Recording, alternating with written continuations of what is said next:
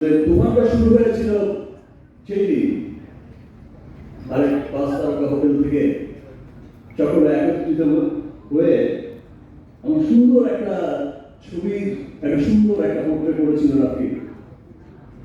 সেই সময় থেকেই যে মানুষের মনে একটা তুফান উঠেছে, সে তুফান কিন্তু যত দিন যাচ্ছে সেই তুফানের গতি কিন্তু বেড়েই যাচ্ছে। তুফান ছড়িয়ে যাচ্ছে দেশের গণ্ডি থেকে ওদেশ, ওদেশ থেকে বিদেশ। আজ সত্যি আমি খুব প্রাউড ফিল করি। আমি রাফিকে নিয়ে অনেক গর্বিত।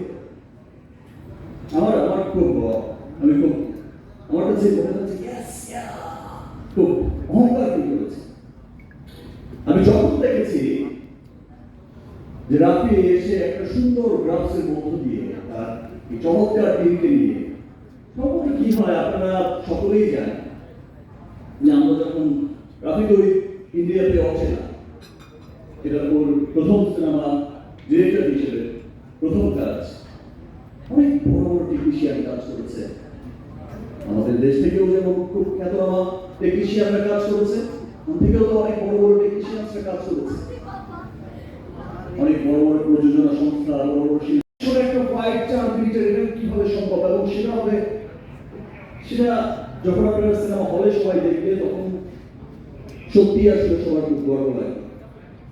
তো তখন থেকেই আমি আসলে রাফিকে নিয়ে খুবই গর্বিত যে আজকে তুফানের বাজেট যা, এবং আমি খুব প্রাউড করি তখন সেখানে বলতাম যে আজকে তুফানের বাজেট যা, রাফি হচ্ছে এমন একজন পরিচালক, বাজেটটা যদি সেটা কেজিএফ এর বাজেটে হয় তারপর রাফি কম পড়েই যাবে।